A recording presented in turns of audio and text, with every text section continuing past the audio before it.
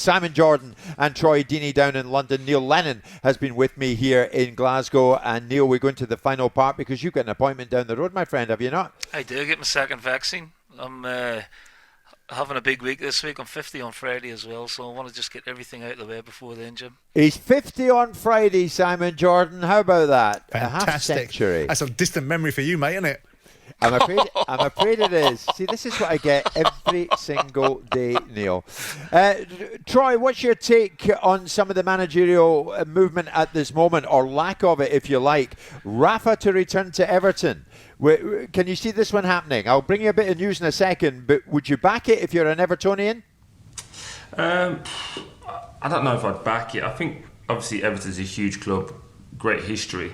I think from the outside looking in at Everton, I always think, what's the process? What are they trying to do? I think you look at their squad, they have a lot of players, a lot of good players, but none of them actually fit a system. I think they get the players to try and make the manager or the coach work with that. I think they need to do, people are not going to hit like this, but what Liverpool did, appoint a manager, get rid of the deadwood and go with a vision over 3, 4, 5 years.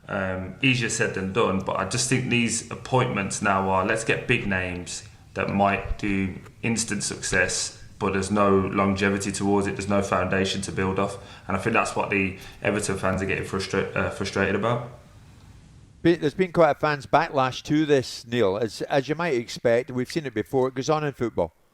Yeah, because Rafa, managed Liverpool and he had great success. I mean, he's a great manager, don't get me wrong, and I think Troy makes a good point. Where's the strategy going forward for Everton? Sorry, Ancelotti came in, ended up finishing 10th, and then as soon as Real Madrid flashed the eyes, he was away. Yeah. And that was a huge blow for Everton, I think. So to go down that route again, would Rafa stay for 4 or 5 years? And could he deal with the hassle? Of course he could, but it's not a great start for him when he's pushing up water to, turn the fans onto his side. And I think there's plenty of other younger, dynamic managers that might suit the Everton philosophy going forward, as Troy touched on. Simon, we can bring you up to date with this lunchtime. Our colleague Alex Crook, who's with me here in Glasgow, has been working on this, and he tells us Benitez has held talks with the Everton board since the backlash emerged from some of the supporters. He is still keen to go to Everton. Fahad Mashiri is weighing up whether or not to plough on with the contract offer, but it's still very much on the cards this lunchtime. So it looks like he's still going to end up there, mate. Well, yeah, maybe. I mean, I bet he is keen because it's an opportunity for him, and Rafa Benitez is in the Rafa Benitez business. I look at this and say, I think Troy made some very good points. They were supplemented by Neil, but Everton have got to decide what they want to be.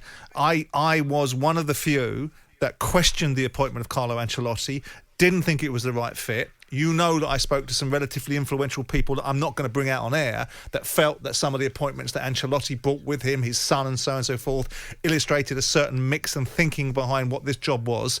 I didn't think the fit was right. He wasn't on an upward trajectory. When they got Ancelotti from Napoli, he'd come out of bigger clubs than Everton. Everton was a strange project for him to have taken. And some of the signings that he's made, despite on paper looking like really good signings, haven't worked out. And Troy's absolutely right. Everton have got to decide whether they're going to pee or get off the pot. Either they're going to be a big club and have a go and start to buy players that are commensurate with having a go, or they're going to look like a club that's getting Hollywood signings that don't make a lot of sense. Benitez, look, my views on Benitez is that he uses clubs as a stepping stone. He did a decent job at Newcastle. I don't think his career is an ascendancy. He didn't go to further his football knowledge to go to China. He went to China to get paid a big bag of money. It hasn't worked over there because the Chinese league has fallen apart and the quality's dropped, and he wants to come back. Is that the reason why Everton need a Rafa Benitez? Or do Everton need somebody that's going to get hold of it, as Troy has said, clear out the dead wood and build something? Because you get the impression that Mashiri will give them the time to some extent, and I think, quite frankly, Ancelotti's done them a favour. I think by going off to Real Madrid, he's done them a favour, because all he would have done is given them another 10 months or 12 months of monotony. And Tuchel has just driven a bus through the BS that we have to listen to, that people have to be given a period of time before they can build something, because he's walked in there and gone, bang, Champions League. They might have had better players, but the expectation at Everton isn't to win the Champions League. It was to finish higher than bloody 10th.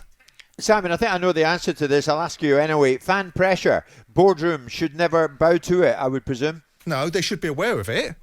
But they should be aware of what the fans want. They should be mindful of it and conscious of it. And if they understand their football club, then they won't need the fans to bring pressure to them because they already understand the resistance to certain things. But, being mindful of something and bowing to it is like being a politician and getting bent over by scientists every single day and not having the courage of your convictions. You've got to be a leader. And if you think you're making a decision for the right reasons, then you appoint somebody and they will win games or they won't win games. And if they win games, everything falls away, doesn't it? Yeah. Surely Benitez is just a very similar trait to Ancelotti.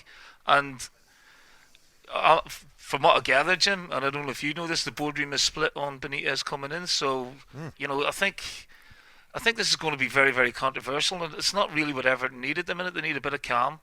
And they need a guy to come in and, clear the squad.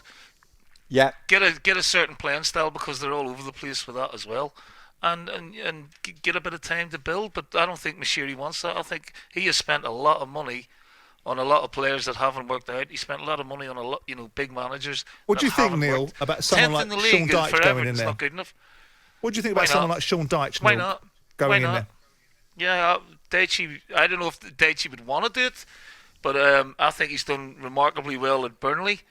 Dyche just, he looks at the British market or the Scandinavian market, Simon, more than it. But maybe that's just Burnley's sort of where Finances, they are in terms of... Yeah, exactly. And he's worked within that budget brilliantly. So I would have no reservations about Sean Dyche getting the Everton job. I think he's a brilliant manager at what he does. Now, whether that's what appeals to the Everton fans, you don't know until the guy goes in there and gives it a go. But as a manager, you wouldn't need to be asked twice, would you, Neil? You wouldn't need to be asked twice. No. But great. What a job. What a job. It's a massive club and with massive potential, I think, but they're underperforming. Yeah, on you go, Simon. But as a manager, Neil, can I ask you a question? Because accusations are made about managers, right, that they play a certain way and all they know is how to play. Isn't the way you play often dependent upon the resource that you've got? We talk about Sam Allardyce forever and a day. You're spot on, Simon. Spot on. So Dyche playing the way he plays at Burnley is because he can recruit a Chris Wood rather than a different sort of player. So if he goes to Everton, he will have a different sort of player potentially. Totally agree with you on that. Totally agree. Different style, a bit more flair in the team, but he has done remarkably well with what he's had to work with within the parameters of what he's been given at Burnley, and he's been successful with it. And at times I thought, Burnley have been good to watch last season because they play a totally different style. Yeah, and of course, Troy, you played under Sean Dyche.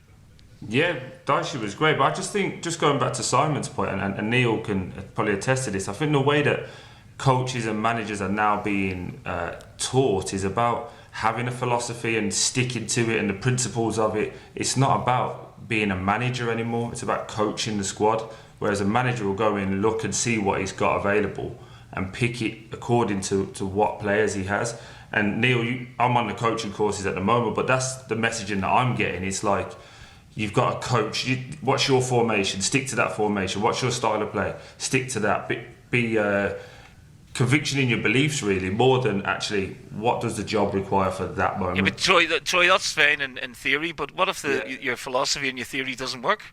100%, I'm agreeing with. Yeah, I agree with you. I just think that's what they're doing now. You have to be flexible, and and I don't agree with that sort of term. Then, Troy, if they're telling you stick to what you believe, because it's all about results at the end of the day. Whether people will talk about ideas, philosophies, traits, style of play, if it's not working, you have to change it. So, if you look at the Euros at the minute, 10 teams now are playing with a back three, whereas maybe in 2016. One team played with it, so there's a trend in the game that's changing already. The 3-4-3 is really becoming more sort of favourable now with a lot of coaches. Jim White and Simon Jordan, Monday to Thursday morning 10 till 1 on AM, on DAB, via the talkSPORT app and on your smart speaker. talkSPORT.